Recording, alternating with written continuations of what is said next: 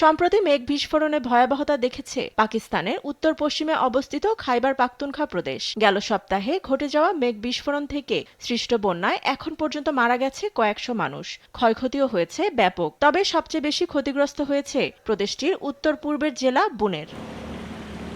সেখানকারই বাসিন্দা মালয়েশিয়া প্রবেশী নূর মোহাম্মদ। পরিবার থাকেন বুনেরে। বিয়ে উপলক্ষে দেশে ফিরেছিলেন তিনি। বুনের পৌঁছানোর ৩০ মিনিট আগে আকস্মিক মেঘ বিস্ফোরণে ধ্বংস হয়ে যায় তার বাড়ি। পরিবারের ২৮ সদস্যের মধ্যে মারা যান ২৪ জনই। বিয়েবাড়ির আমেজ মুহূর্তেই হাহাকারে রূপ নেয়। নূর মোহাম্মদ বলেন, এখানে কিছুই করার নেই, সবই আল্লাহর ইচ্ছা।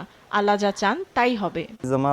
আমি এসে দেখি এখানে আর কিছুই অবশিষ্ট নেই। আমার দাদার তৈরি বাড়িটি এখন ধ্বংসস্তূপে পরিণত হয়েছে। আমার পরিবারেরও কেউ বেঁচে নেই। আমার বিয়ে উপলক্ষে সবাই একত্রিত হয়েছিল।